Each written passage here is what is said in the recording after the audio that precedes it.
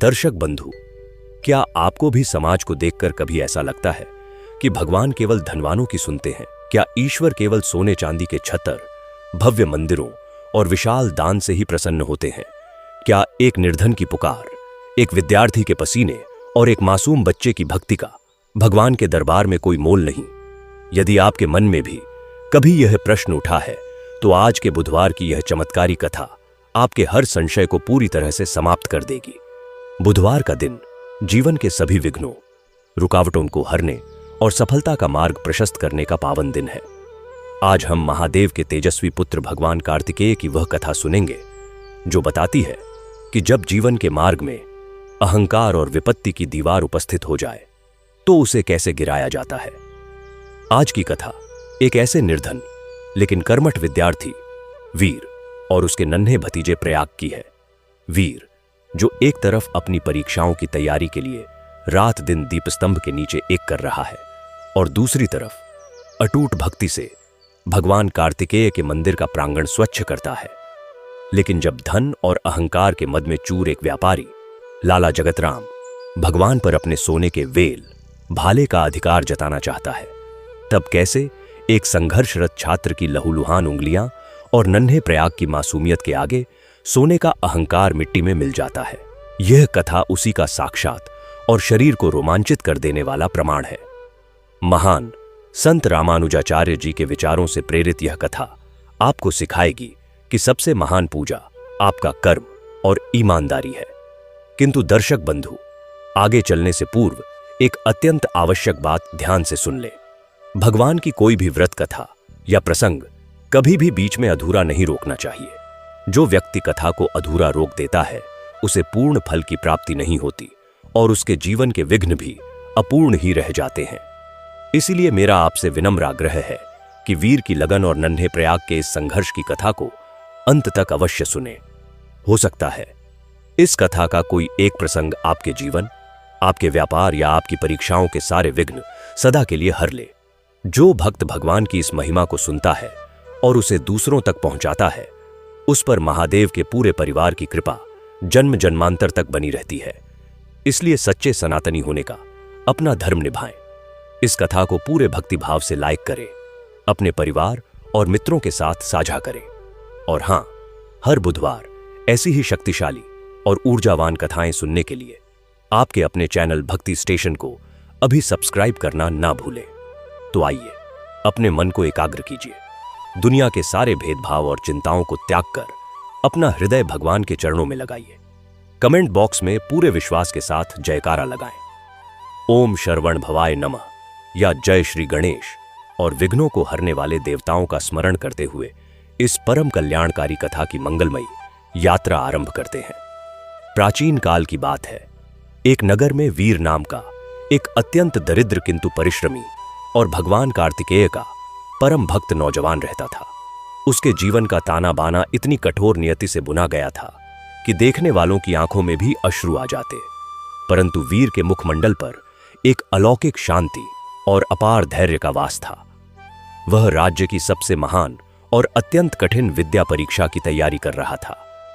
उस युग में यह परीक्षा उत्तीर्ण करना किसी तपस्या से कम नहीं था और एक दरिद्र के लिए तो यह लगभग असंभव माना जाता था। वीर की आर्थिक स्थिति अत्यंत दयनीय थी। सिर पर एक जर्जर छप्पर था जो वर्षा की बूंदों और जेठ की तीव्र धूप को रोकने में पूर्णतः असमर्थ था। अपने और अपने छोटे से अनाथ भतीजे प्रयाग के भरण पोषण के लिए वीर दिन भर तीव्र धूप में बैठकर मिट्टी और पाषाण की मूर्तियां निर्मित करता था। जब सारा नगर निद्रा की गोद में सो जाता, तब वीर के संघर्ष का दूसरा अध्याय आरंभ होता। रात के घने अंधकार में राजपथ पर जलने वाले एकमात्र राजदीप के धुंधले प्रकाश के नीचे बैठकर वह अपनी विद्या ग्रहण करता था।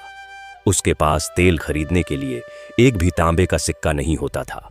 इसलिए वह राज्य के उस दीपस्तंभ को ही अपना गुरु मानकर उसके नीचे शास्त्र पढ़ता। उसका नन्हा भतीजा प्रयाग, जिसकी आयु मात्र 7 वर्ष थी, वीर की हर पीड़ता और हर संघर्ष में उसकी परछाई बनकर उपस्थित रहता था। प्रयाग के छोटे छोटे कोमल हाथ दिन भर मिट्टी गूंथने में वीर की सहायता करते। उन नन्हे हाथों में छाले हो जाते, परंतु उस बालक के मुख से कभी कोई शिकायत नहीं निकलती। वह वीर को अपना पिता, माता और गुरु सब कुछ मानता था। वीर का यह अटल नियम था कि वह प्रतिदिन सूर्योदय से पूर्व उठकर नगर के विशाल कार्तिकेय मंदिर का मार्ग स्वच्छ करता था। मंदिर के प्रांगण की स्वच्छता उसके लिए केवल एक कार्य नहीं, अपितु अपने आराध्य के प्रति समर्पण का सर्वोच्च स्वरूप था। स्वच्छता के हर एक प्रयास के साथ उसके भीतर का अहंकार भी बाहर निकल जाता था और उसका मन दर्पण की भांति निर्मल हो जाता था। उसी नगर में लाला जगतराम नाम का एक अत्यंत घमंडी और लालची व्यापारी रहता था। उसके पास धन का अपार भंडार था, परंतु उसका हृदय संवेदना और करुणा से सर्वथा रिक्त था। उसे अपने स्वर्ण, अपनी जाति और अपने रुतबे का भयंकर अहंकार था। जब भी वह मंदिर आता तो उसके साथ वाद्य यंत्रों और सेवकों की एक लंबी कतार होती। वह वीर को फटे हुए वस्त्रों में मंदिर का मार्ग स्वच्छ करते हुए देखता तो घृणा से अपना मुख फेर लेता। एक दिन जगतराम ने उपहास बनाते हुए कहा, अरे वीर, तू कितना भी अध्ययन कर ले, रातों की नींद त्याग दे या इस मंदिर का मार्ग स्वच्छ कर ले, रहेगा तो तू दरिद्र का दरिद्र ही। तेरा यह श्रम व्यर्थ है। भगवान केवल उन पर कृपा करते हैं जो विशाल मंदिर बनवाते हैं, स्वर्ण के आभूषण अर्पित करते हैं और 56 भोग लगाते हैं। तेरी इस सूखी भक्ति और मिट्टी के सने हाथों से देवता प्रसन्न नहीं होने वाले। वीर ने लाला की कटु बातों का कोई उत्तर नहीं दिया, केवल एक शांत मुस्कान के साथ अपने आराध्य का स्मरण किया और अपने कार्य में लीन रहा।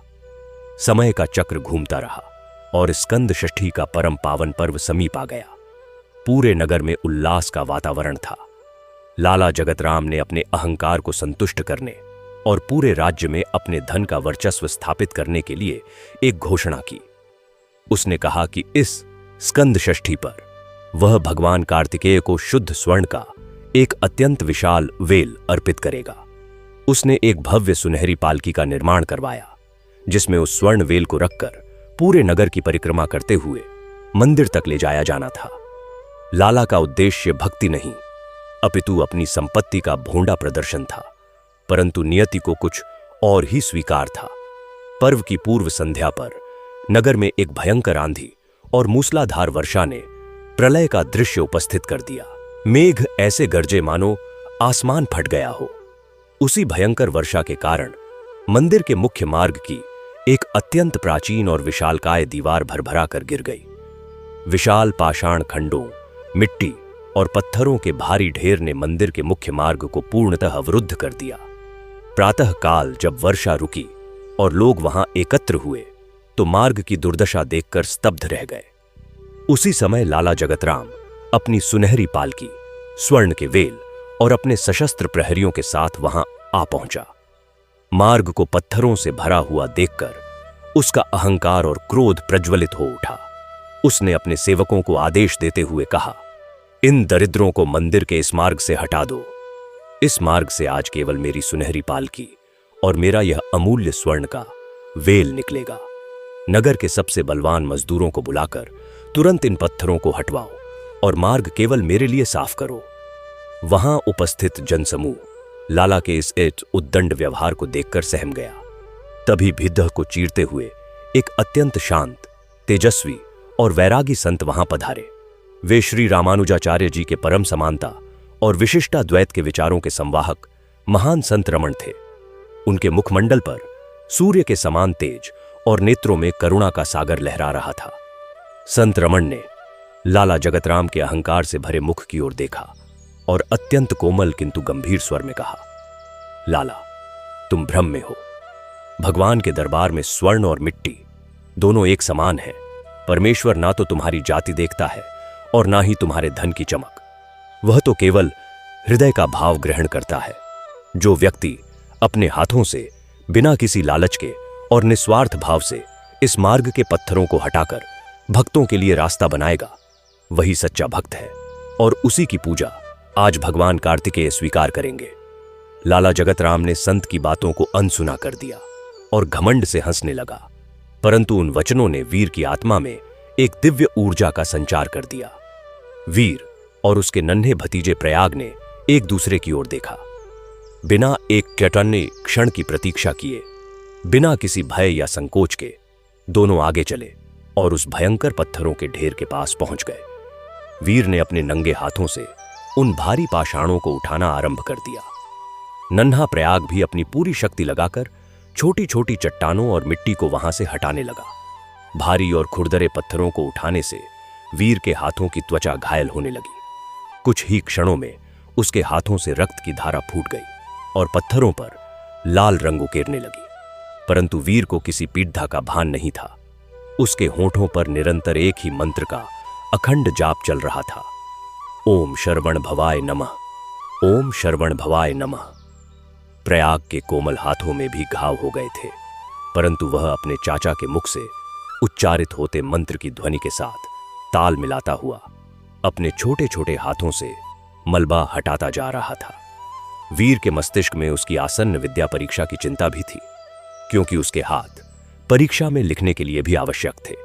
परंतु इस समय उसके आराध्य के मंदिर का मार्ग साफ करना उसकी सर्वोच्च परीक्षा बन चुका था।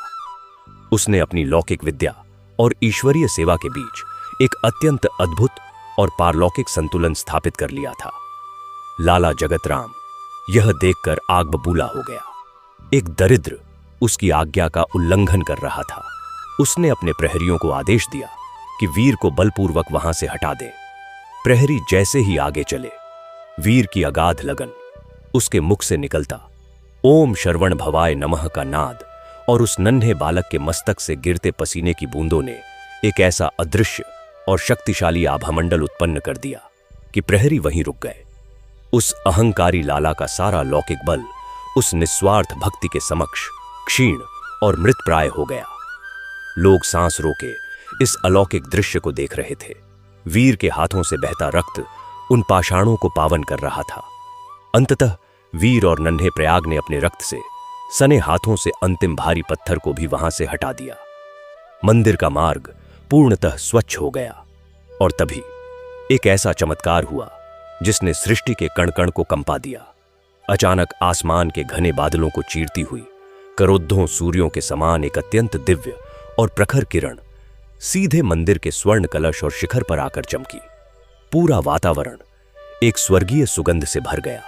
लोगों के नेत्र उस प्रकाश की तीव्रता से चौंधिया गए और फिर वह घटना घटी जिसने अहंकार के सबसे मजबूत किले को एक पल में ध्वस्त कर दिया। लाला जगतराम की मखमली पालकी में रखा वह बहुमूल्य शुद्ध स्वर्ण का वेल अचानक अपना रंग खोने लगा।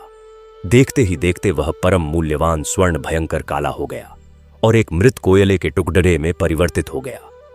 दूसरी ओर वीर के फटे हुए वस्त्रों की जेब में एक अत्यंत छोटा सा वेल रखा था, जिसे उसने रात के समय उसी राजदीप के नीचे बची हुई मिट्टी से अपने हाथों से तराशा था और जिसे वह भगवान को अर्पित करने लाया था। वह साधारण मिट्टी का वेल अचानक साक्षात हीरे की भांति अलौकिक और दिव्य प्रकाश से दमकने लगा। उस मिट्टी के वेल से फूटती हुई किरणें संपूर्ण दिशाओं को प्रकाशित कर रही थीं। पूरा जनमानस इस अद्भुत दृश्य को देखकर भक्ति से गदगद हो उठा और चारों ओर प्रचंड ध्वनि उठने लगी। वेत्रिवेल, वीरवेल, वेत्रिवेल, वीरवेल। संत रमण की आंखों से आनंद के अश्रु बहने लगे। उन्होंने दोनों हाथ जोधकर भगवान कार्तिकेय के मंदिर की ओर प्रणाम किया और फिर वहां उपस्थित उस विशाल जनसमूह को संबोधित करते हुए अत्यंत ओजस्वी स्वर में कहा, यही है सनातन सत्य। महान गुरु रामानुजाचार्य जी ने जीवन पर्यंत यही सिखाया था कि ईश्वर की भक्ति के प्रांगण में कोई छोटा या महान नहीं होता। धन की झंकार और जाति का अहंकार भगवान के दरबार के बाहर ही रह जाता है। ईश्वर केवल हृदय की पवित्रता, निष्काम कर्म और सच्चे श्रम को ही अपनाते हैं। लाला जगतराम का स्वर्ण केवल उसके अहंकार का प्रतीक था, इसलिए वह आज भस्म होकर कोयला बन गया। परंतु इस वीर की कठोर मेहनत, इसके हाथों से बहा हुआ पवित्र रक्त और इस नन्हे प्रयाग की निस्वार्थ मासूमियत ने आज साक्षात स्कंद भगवान को अपने प्रेम के वश में कर लिया है। यह मिट्टी का वेल आज तीनों लोकों के किसी भी स्वर्ण से अधिक मूल्यवान हो गया है। लाला जगतराम का सारा घमंड एक झटके में कांच की तरह चकनाचूर हो गया। उसकी आंखों के सामने से अज्ञान और मद का पर्दा हट चुका था। वह कांपते हुए घुटनों के बल भूमि पर गिर गया और फूट फूट कर रोने लगा। उसने अपने दोनों हाथ वीर के चरणों की ओर बढ़ा दिए और अपने अपराधों की क्षमा मांगने लगा। वीर ने अत्यंत विनम्रता से पीछे हटकर लाला को उठाया और कहा, कि यह सब तो उस परम कृपालु कार्तिकेय की लीला है। वीर की ईमानदारी, उसके अटूट संकल्प और उसकी निस्वार्थ सेवा का परम फल उसे प्राप्त हुआ। भगवान कार्तिकेय की उस असीम कृपा ने वीर की चेतना को इस प्रकार जागृत कर दिया कि उसकी विद्या परीक्षा में भी उसने ऐसा ज्ञान और ऐसा विवेक प्रस्तुत किया जिसकी कल्पना राज्य के महान विद्वान भी नहीं कर सकते थे। नगर के कोने कोने में वीर की इस भक्ति और ज्ञान की चर्चा होने लगी, परंतु वीर के लिए ना तो कोई प्रशंसा मायने रखती थी और ना ही कोई लौकिक पद। उसका हृदय तो बस उसी एक नाम की धुन में रमता जा रहा था। दिन के समय वह अब भी मूर्तियां निर्मित करता, परंतु अब उन मूर्तियों में एक ऐसा जीवंत भाव आ गया था मानो वे अभी बोल उठेंगी। नन्हा प्रयाग अब वयस्क हो रहा था और वह भी अपने चाचा के मार्ग पर चलते हुए विद्या और भक्ति के उस दुर्गम परंतु परम आनंददायी मार्ग पर आगे चल रहा था। रामानुजाचार्य जी के विचारों की वह गंगा जो संत रमण के माध्यम से उस नगर में प्रवाहित हुई थी, उसने हर एक प्राणी के मन से भेदभाव, ऊंच नीच और धन के घमंड की कालिख को हमेशा के लिए धो दिया था। राजपथ का वह दीपस्तंभ जिसके नीचे बैठकर वीर ने ज्ञान प्राप्त किया था, अब पूरे नगर के लिए एक पवित्र तीर्थ के समान बन गया था। वहां से गुजरने वाला हर व्यक्ति उस सच्चे श्रम को नमन करता था। रात के उस शांत और निस्तब्ध वातावरण में आज भी यदि कोई ध्यान लगाकर सुने तो उसे मंदिर के प्रांगण को स्वच्छ करने की वह मधुर ध्वनि और हवाओं में तैरता हुआ वह परम पवित्र मंत्र स्पष्ट सुनाई देता है, ओम शरवण भवाय नमः, ओम शरवण भवाय नमः। और उस मंत्र की गूंज के साथ साथ हृदय के सबसे गहरे तल से एक और ध्वनि उठती है। यह ध्वनि हर आत्मा को निरंतर स्पंदित करती रहती है। यह कहती है कि जब तक इस धरती पर निस्वार्थ सेवा और बिना किसी अहंकार के किया गया श्रम जीवित है, तब तक भगवान कभी अपने भक्तों से दूर नहीं जा सकते। वह ऊर्जा, वह प्रकाश जो उस दिन मंदिर के कलश पर उतरा था, वह अब नगर के हर व्यक्ति के हृदय में उतर चुका था। जिसने भी उस चमत्कारी घटना को देखा था, उसका जीवन बदल गया। हर घर में अब मिट्टी के दीप जलते थे। हर व्यक्ति के भीतर वह ज्ञान प्रज्वलित हो रहा था कि आत्मा का वास्तविक आभूषण स्वर्ण नहीं, अपितु करुणा और संभाव है। वीर की कथा केवल एक घटना नहीं रह गई थी, वह एक ऐसा जीवंत महाकाव्य बन चुकी थी जो आने वाले अनंत वर्षों के लिए एक मार्गदर्शक प्रकाश स्तंभ के रूप में स्थापित हो रही थी, जहां सत्य का यह अविरल झरना कभी भी सूखने वाला नहीं था। भक्ति की यह गंगा इसी प्रकार निरंतर प्रवाहित होते हुए हर एक सूखी और प्यासी आत्मा को तृप्त करने के लिए आगे चल रही थी, बिना किसी ठहराव के, बिना किसी अंत के, बस एक शाश्वत प्रवाह में विलीन होते हुए यह आत्मा को परमात्मा से मिलाने का वह धागा बुन रही थी जिसे काल की कोई भी आंधी कभी नष्ट नहीं कर सकती थी। यह धागा हर बीतते पल के साथ और अधिक मजबूत होता जा रहा था, मानो स्वयं ब्रह्मांड का सृजनहार अपने हाथों से इस प्रेम की चादर को बुन रहा हो। उस चादर में लिपटे हुए वीर और प्रयाग जैसे भक्त अपने हर श्वास के साथ उस परम आनंद की अनुभूति में डूबते चले जा रहे थे। वहां ना कोई भूख शेष रहती है, ना कोई प्यास, ना कोई दुख और ना ही किसी प्रकार की कोई लौकिक इच्छा। बस एक पूर्णत्व का वह एहसास जो शब्द और वाणी की सीमाओं से परे है, जिसे केवल उस गहन शांति में अनुभव किया जा सकता है, जहां केवल उस एक परम सत्ता का ही राज्य होता है, जहां हर स्पंदन में केवल और केवल उसी का नाम गुंजायमान रहता है। एक ऐसा नाम जो हर भय को मिटा देता है, जो हर अंधकार को उस परम प्रकाश में परिवर्तित कर देता है, जो कभी बुझता नहीं। वह प्रकाश निरंतर बस फैलता ही जाता है। वह अपनी अनंत बाहों में पूरी सृष्टि को समेटने के लिए तत्पर रहता है, मानो हर एक क्षण उस अनंत काल की ओर एक कदम हो जो कभी रुकने का नाम नहीं लेता, जिसकी गहराई में उतरने वाला हर व्यक्ति बस उसी का होकर रह जाता है। उसी प्रकार जैसे नदी समुद्र में मिलकर अपना अस्तित्व खो देती है और स्वयं समुद्र बन जाती है, उसी असीम और अपार समुद्र की भांति वह भक्ति भी चारों दिशाओं में अपनी लहरें उठा रही थी। उन लहरों के संगीत में एक ही स्वर निरंतर गूंज रहा था। वह स्वर उस नगर की वायु में सदा के लिए घुल गया था और हर किसी के हृदय का स्पंदन बन चुका था। उस स्पंदन में हर श्वास मानो शिव और शक्ति के उस परम पुत्र स्कंद की ही वंदना कर रही हो। लाला जगतराम, जिसका समूचा अस्तित्व कभी स्वर्ण के उन निर्जीव सिक्कों की खनक और समाज में अपने खोखले वर्चस्व पर आधारित था, अब उसकी मनोदशा में एक अकल्पनीय, विस्मयकारी और मनोवैज्ञानिक दृष्टि से अत्यंत गहन परिवर्तन आ चुका था। वह रात दिन उसी मार्ग पर बैठा रहता जिसे वीर और प्रयाग ने अपने रक्त से सींचा था। उसकी आंखों से पश्चाताप के उबलते हुए आंसू निरंतर बहते रहते थे। उसने अपने उन बहुमूल्य रेशमी वस्त्रों को, जो कभी उसके अहंकार के ध्वज हुआ करते थे, सदा के लिए त्याग कर अत्यंत साधारण और खुरदरे सूती वस्त्र धारण कर लिए थे। जो हाथ कभी धन की पेटियों को गिनने और गरीबों का शोषण करने में थकते नहीं थे, वे ही हाथ अब मंदिर आने वाले दीनहीन, असहाय और कुष्ठ रोगियों के घाव धोने और उनके चरण पखारने में लगे रहते थे। यह लाला जगतराम के भौतिक अहंकार की केवल एक हार नहीं थी, अपितु यह उसकी आत्मा का एक पूर्णतः नया जन्म था। मनोविज्ञान की गहराई से यदि इस सत्य का अवलोकन किया जाए तो जब किसी मनुष्य का सबसे महान आधार, उसका वह झूठा अहंकार जिसे उसने जीवन भर सींचा हो, अचानक एक ही क्षण में गिर जाता है, तो उसकी चेतना या तो पूर्ण रूप से विक्षिप्त हो जाती है या फिर वह असीम वैराग्य और बुद्धत्व की ओर अग्रसर हो जाती है। जगतराम के भीतर भगवान कार्तिकेय के उस प्रलयंकारी चमत्कार ने विक्षिप्तता नहीं, अपितु परम वैराग्य का वह बीज बो दिया था, जो अब एक विशाल वटवृक्ष का रूप ले रहा था। वह जब भी वीर को दूर से भी आता हुआ देखता तो भूमि पर गिरकर साष्टांग दंडवत कर लेता।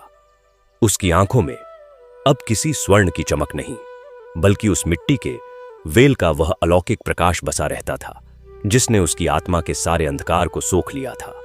परंतु वीर की मानसिक और आध्यात्मिक अवस्था तो किसी अथाह और गंभीर महासागर के समान थी, जिसके सबसे निचले तल में परम शांति का वास था और जिसकी सतह पर कोई भी लौकिक लहर नहीं उठती थी। उसे ना तो लाला जगतराम के इस अभूतपूर्व समर्पण से कोई अहंकार हुआ और ना ही पूरे राज्य में जंगल की आग की तरह फैल रही अपनी कीर्ति से कोई मोह उत्पन्न हुआ। वीर ने अपनी वह राज्य की सबसे कठिन और दुर्गम मानी जाने वाली विद्या परीक्षा केवल उत्तीर्ण ही नहीं की, अपितु उसने राज्य के संपूर्ण शिक्षा इतिहास में एक ऐसा नया और अचूक कीर्तिमान स्थापित किया जिसे देखकर महान वयोवृद्ध आचार्य, शास्त्रार्थ के महारथी और कुलपति दांतों तले उंगली दबाने को विवश हो गए।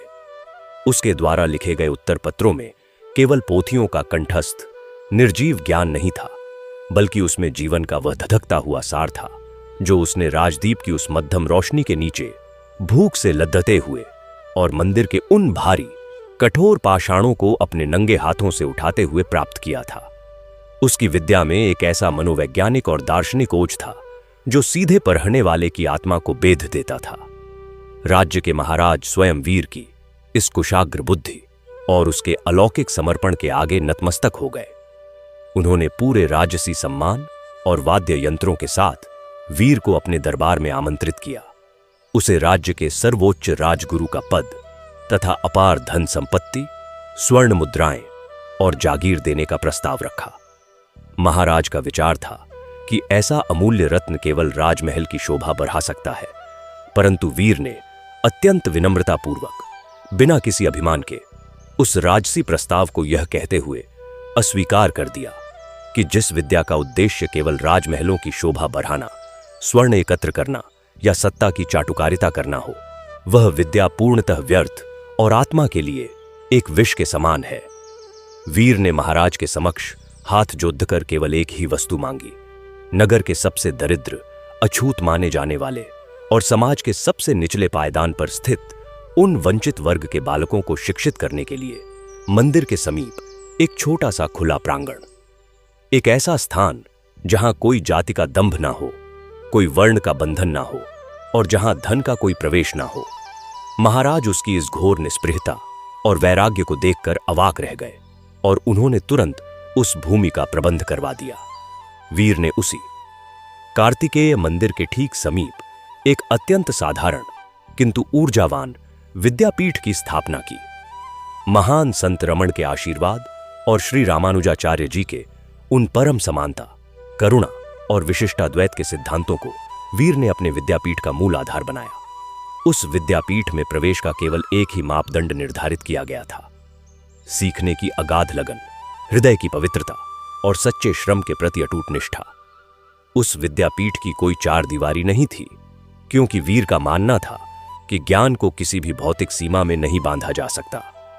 उस तपोवन रूपी विद्यापीठ का प्रत्येक दिन सूर्योदय की प्रथम किरण के साथ आरंभ होता था।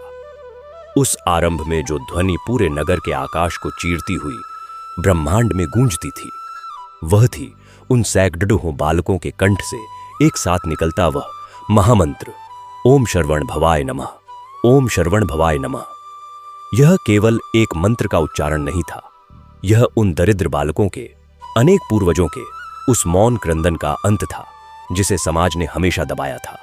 और जब भी वे बालक किसी अत्यंत कठिन विद्या, शास्त्र या गणित के गहन रहस्य को समझते और उस पर विजय प्राप्त करते, तो हवाओं में एक ही ओजस्वी और प्रचंड जयघोष लहरा उठता, वेत्रिवेल वीरवेल, वेत्रिवेल वीरवेल।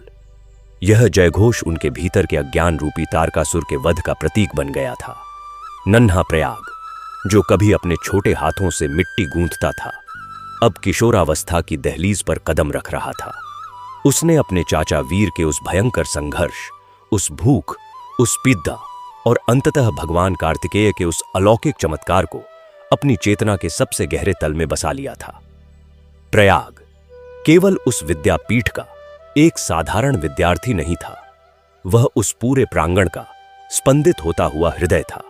उसने मूर्तिकला में एक ऐसी पारलौकिक निपुणता प्राप्त कर ली थी कि उसके द्वारा बनाई गई साधारण मिट्टी की मूर्तियों में साक्षात स्कंद भगवान के दर्शन होते थे।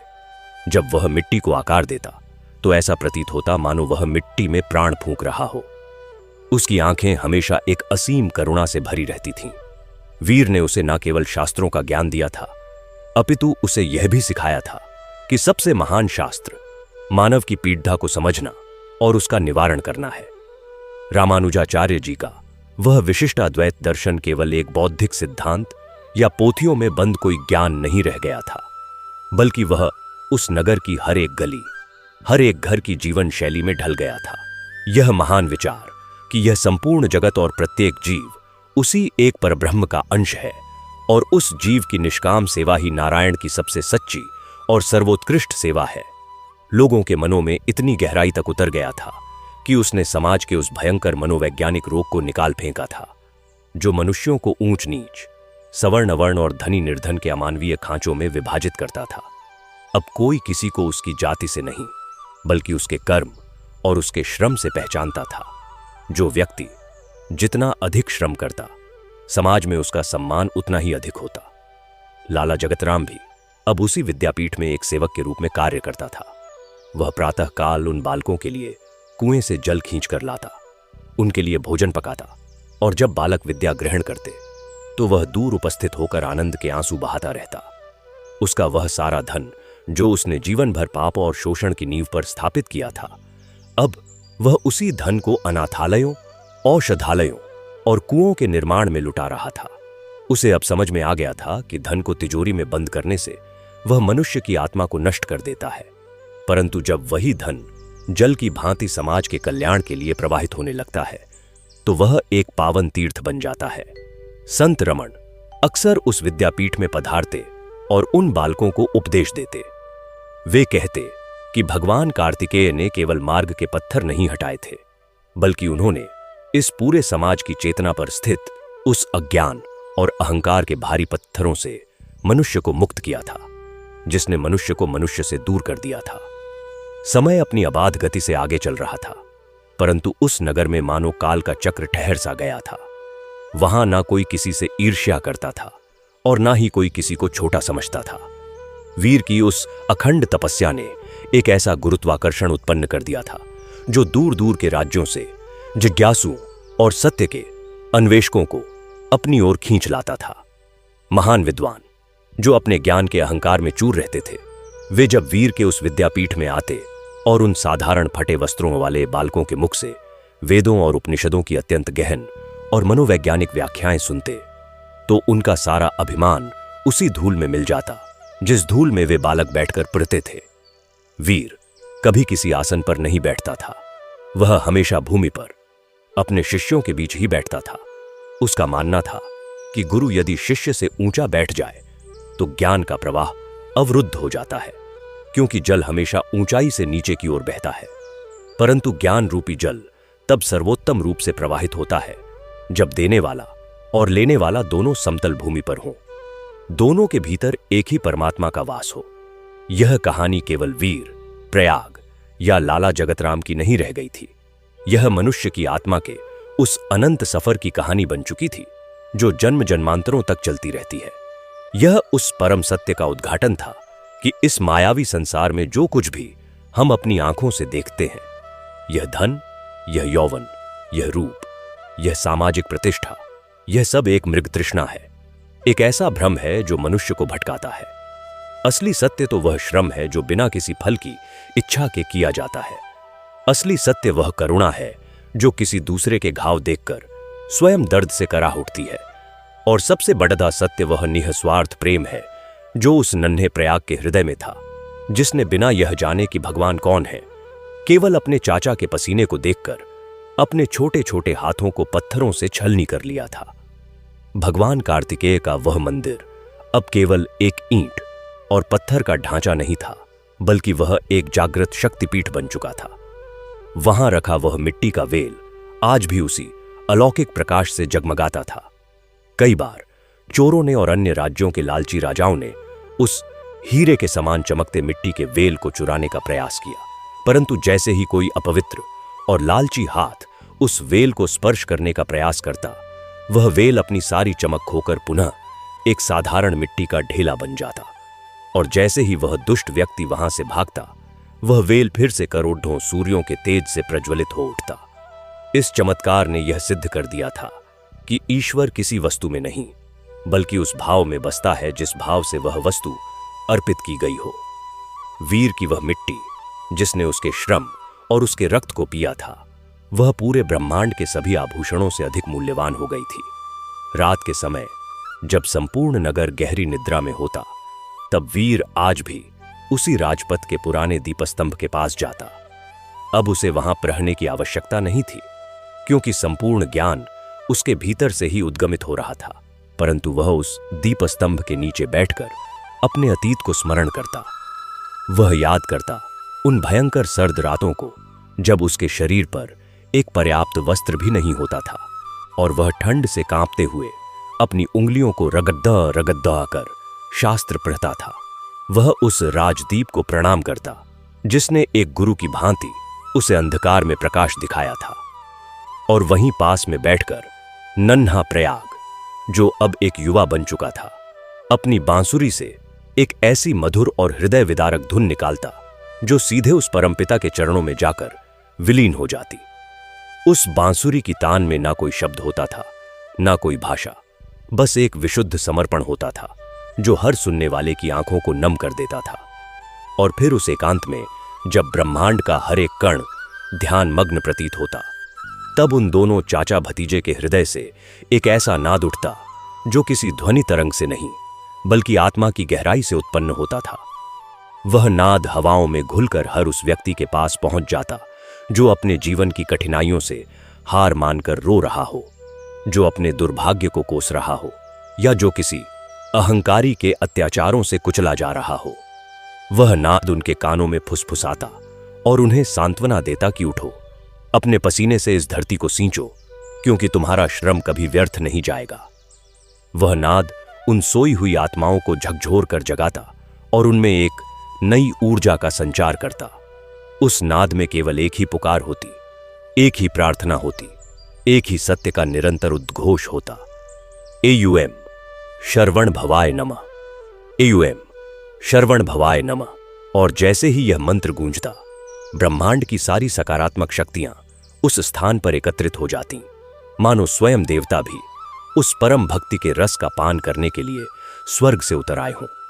यह कथा उस अविरल और अनंत नदी की भांति थी जिसने एक बार पहाड़ों का सीना चीर कर बहना आरंभ कर दिया हो, तो फिर कोई भी बांध, कोई भी चट्टान, कोई भी बाधा उसके प्रवाह को नहीं रोक सकती। वह नदी अपने मार्ग में आने वाली हर गंदगी, हर अहंकार, हर अज्ञान को अपने पवित्र जल से धोकर निर्मल करती हुई निरंतर उस अनंत सागर की ओर बढ़ती ही जा रही थी। और इस कथा को सुनने वाला प्रत्येक श्रोता उस नदी की एक बूंद बन चुका था, जो अपने भीतर उसी करुणा, उसी श्रम और उसी समानता के भाव को समाहित कर रहा था। और यह प्रवाह कभी रुकने वाला नहीं था। यह निरंतर, बिना किसी थकान के, बिना किसी विराम के, बस आगे और आगे की ओर ही प्रवाहित हो रहा था, जहां ना समय की कोई सीमा थी और ना ही शब्दों की कोई बंदिश। बस एक ही भाव था जो सर्वत्र व्याप्त था, और वह भाव था उस परमानंद का जो मनुष्य की हर कल्पना से परे था, जो केवल उसी को प्राप्त होता है जो स्वयं को पूर्ण रूप से मिटाकर उस असीम सत्ता में विलीन कर देता है। और उसी विलीनीकरण की अवस्था में यह कथा भी अपने हर नए अध्याय के साथ और अधिक गहरी और अधिक रहस्यमयी और अधिक प्राणवान होती जा रही थी। मानो स्वयं यह सृष्टि ही इस कथा को अपने श्वासों के माध्यम से उच्चारित कर रही हो, और हर एक नया पल इस महाकाव्य का एक नया पन्ना बनकर जुद्धता जा रहा हो, जहां कोई भी विराम नहीं है, बस एक निरंतर और अनंत गति है जो आत्मा को उसके अंतिम गंतव्य तक ले जाने के लिए प्रतिबद्ध है। उसी प्रचंड और शाश्वत ऊर्जा के साथ जो यह उद्घोष करती है कि सत्य कभी छुपता नहीं और निष्काम कर्म कभी मरता नहीं।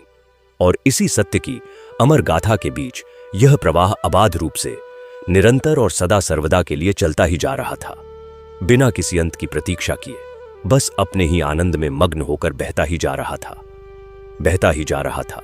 और इस बहने में ही जीवन का वह सबसे बड़ा रहस्य छिपा था, जिसे वीर और प्रयाग ने अपने जीवन से पूरे संसार के समक्ष खोलकर रख दिया था। और वह रहस्य अब हर किसी के हृदय में एक प्रज्वलित दीपक के समान जल रहा था, जो कभी किसी तूफान से नहीं बुझ सकता था। और वह दीपक जो कभी किसी भौतिक तूफान या समय की आंधी से नहीं बुझ सकता था, उसकी लौ अब राज्य की सीमाओं को लांघकर दूर दूर के जनपदों, वनों और पर्वतों तक अपना प्रकाश फैला रही थी।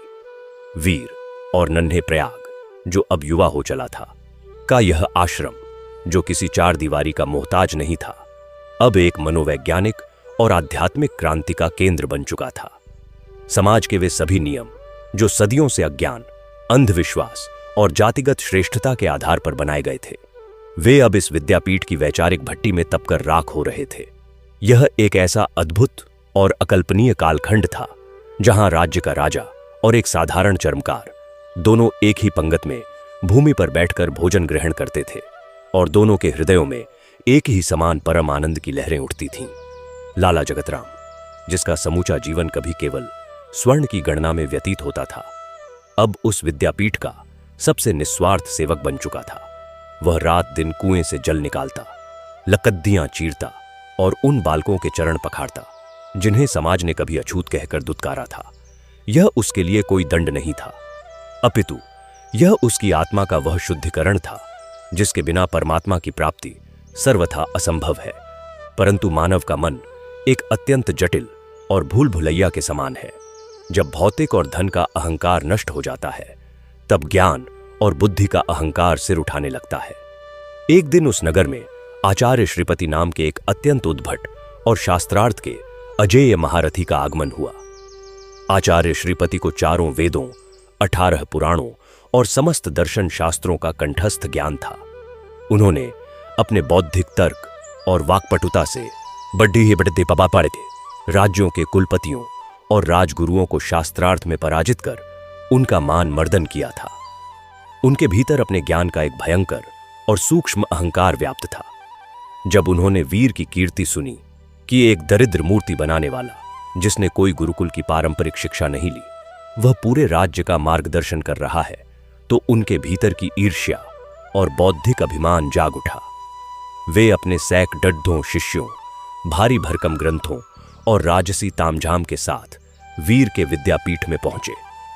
आचार्य श्रीपति ने वहां का दृश्य देखा तो वे ठिठक गए। वहां कोई भव्य राज सिंहासन नहीं था, कोई स्वर्ण के आभूषण पहने हुए आचार्य नहीं थे। उन्होंने देखा कि एक साधारण सा युवक, जिसके वस्त्रों पर मिट्टी के दाग लगे हैं, एक वृक्ष की छाया में बैठा है, और उसके चारों ओर फटे पुराने वस्त्रों वाले बालक अत्यंत ध्यानमग्न होकर उसे सुन रहे हैं।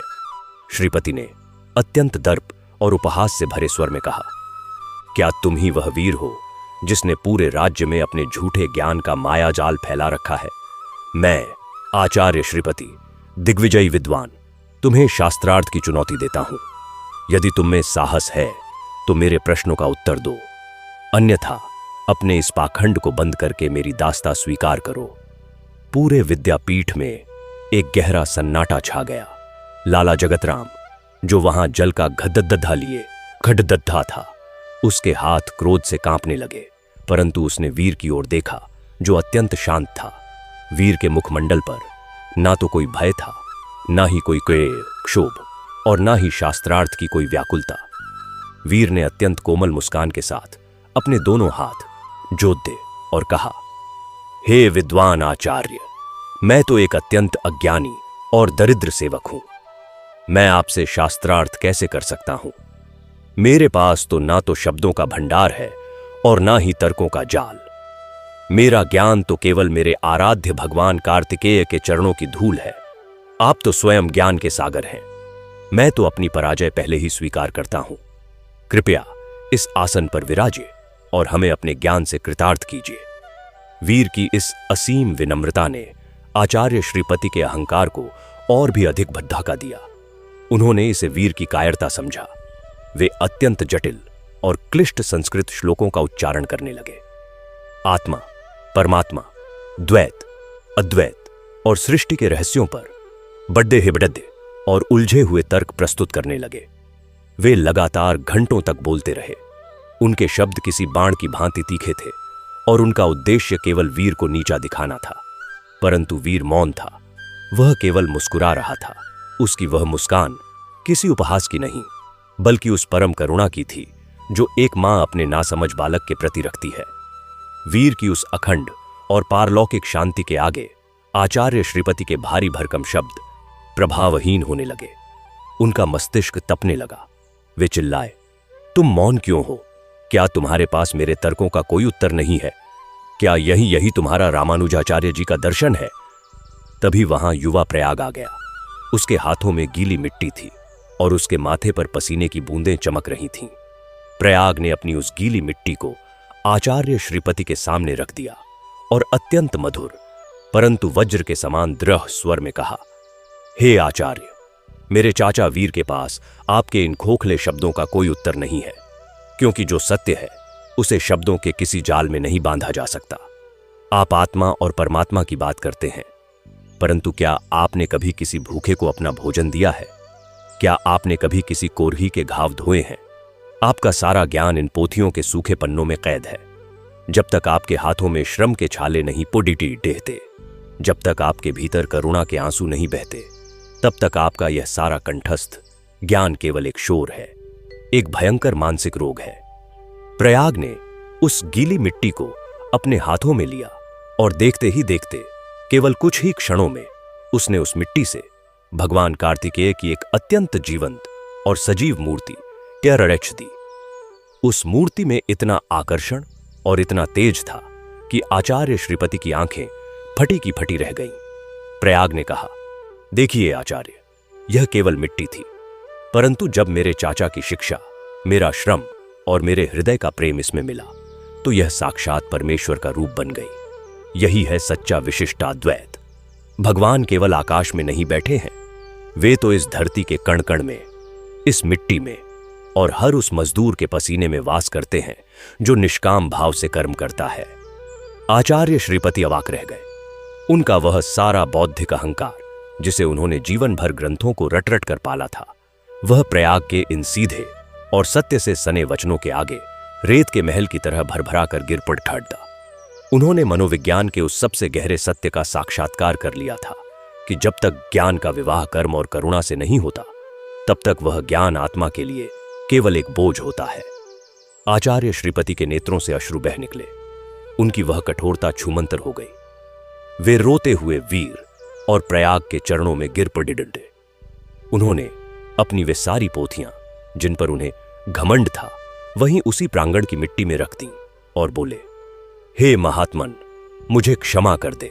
मैंने जीवन भर केवल शब्दों को ढोया है, अर्थ को कभी नहीं समझा। आज इन छालों से भरे हाथों ने मेरे ज्ञान के अज्ञान को मिटा दिया है। मुझे भी अपनी शरण में ले लीजिए, मुझे भी इस मिट्टी से प्रेम करना सिखा दीजिए। और फिर से उस विद्यापीठ के प्रांगण में एक ही गूंज उठने लगी, अयुएम शरवण भवाय नमः, अयुएम शरवण भवाय नमः। आचार्य श्रीपति, जो कभी रेशमी वस्त्र पहनकर पालकी में चलते थे, अब उसी आश्रम में झाद्धू लगाने लगे। यह दृश्य इतना अकल्पनीय था कि जो भी इसे देखता उसकी चेतना एक उच्च लोक में प्रवेश कर जाती।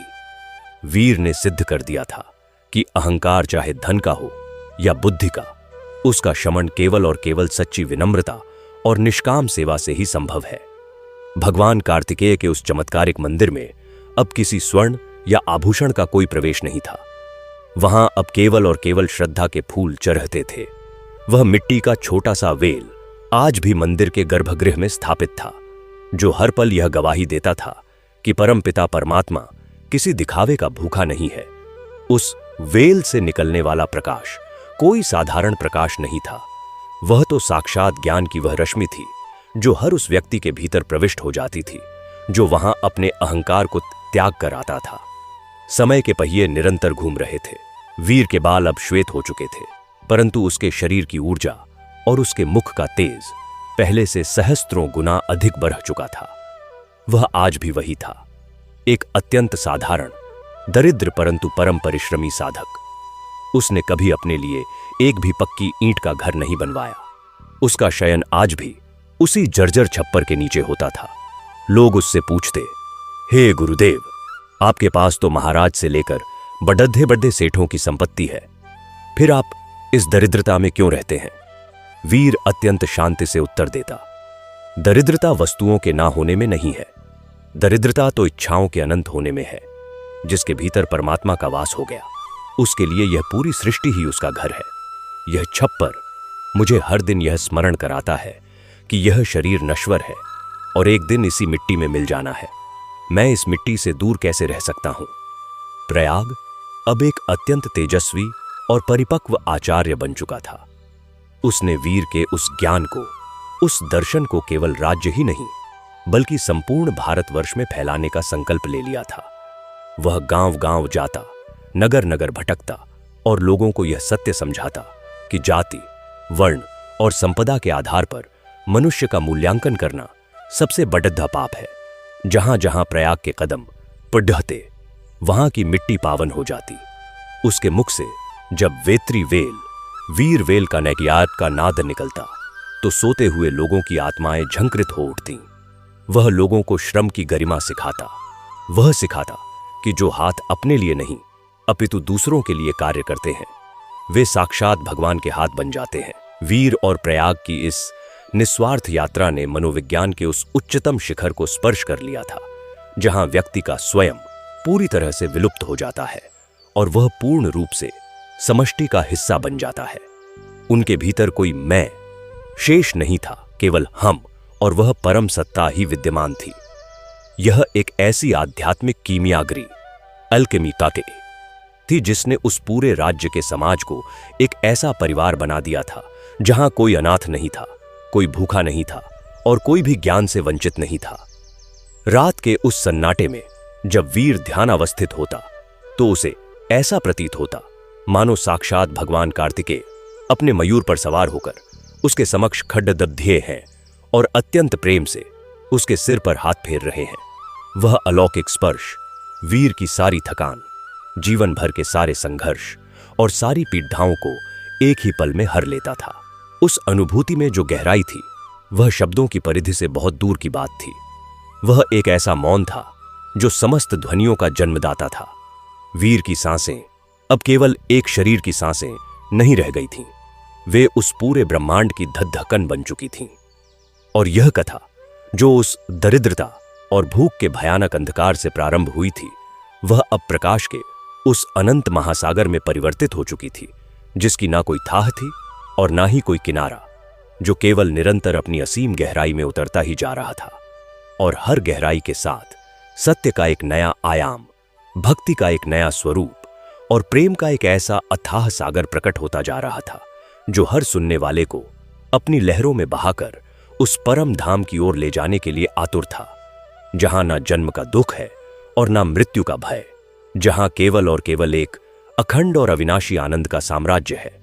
और इसी साम्राज्य के विस्तार में यह अलौकिक गाथा बिना किसी विश्राम के, बिना किसी ठहराव के, अपने ही प्रवाह में मदमस्त होकर आत्मा की उन गुह्यतम परतों को खोलते हुए आगे और आगे की ओर ही बढ़ती चली जा रही थी। मानो स्वयं यह प्रकृति ही इस कथा की लेखनी बन गई हो और काल इसका पन्ना।